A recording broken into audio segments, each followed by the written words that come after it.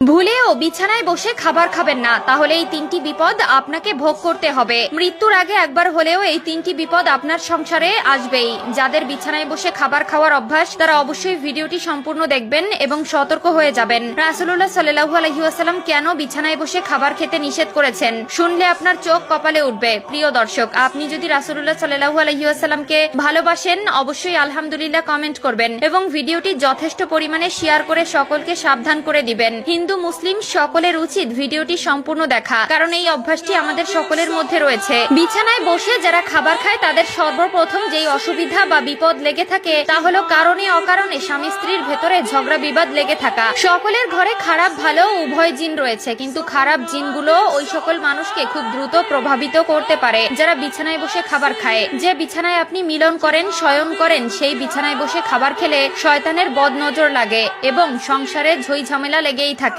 2 নম্বরে, যারা বিছানায় বসে খাবার খায় তাদের ঘরে সব সময় কেউ না কেউ অসুস্থ হয়ে থাকে।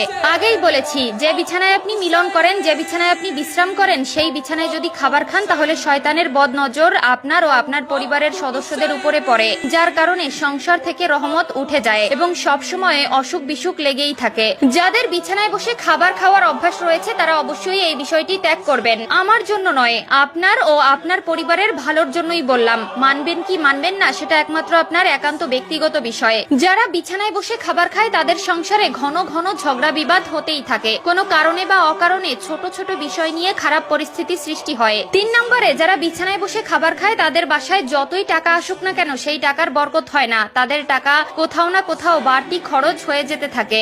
এক কথায়, এই ধরনের ব্যক্তিদের উপর থেকে আল্লাহর রহমত উঠে যায় এবং আল্লাহর দেওয়া রহমতে বরকত তাদের উপর থেকে উঠিয়ে নেওয়া হয়। পবিত্রতা ইমানের অঙ্গ এবং যে খাবার আপনার জীবন বাঁচায় সেই খাবার অবশ্যই আপনার পবিত্র স্থানে বসে খাওয়া উচিত। খাওয়ার জন্য আলাদা ঘর বানানো উচিত বা রুম বাছাই করা উচিত। বিশেষ করে অবশ্যই ডাইনিং এ বসে বা ফ্লোরে বসে খাবার খাবেন, কিন্তু বিছানায় বসে কখনোই খাবার খাবেন না। যারা বিছানায় বসে খাবার খায় তাদের সংসারে এই 3টি বিপদ লেগেই থাকে। যদি বিশ্বাস না হয় তাহলে অবশ্যই মিলিয়ে দেখবেন। বিছানায় বসে খাবার খেলে এই 3টি বিপদ আপনার সংসারে আসবেই এবং কারো কারো সংসারে হয়তো এই 3টি আলামত চলমান। আমরা অনেকেই আছি অভ্যাসগত কারণে ঘুমানোর বিছানায় খাবার খাই, এটা একদম করা উচিত নয় এবং যদি আপনার ভেতরে এই ধরনের সমস্যা বা অভ্যাস থেকে থাকে অবশ্যই তা পরিহার করবেন। আল্লাহ তাআলা আমাদের সকলকে সঠিক বুঝ দান করুন, আমিন।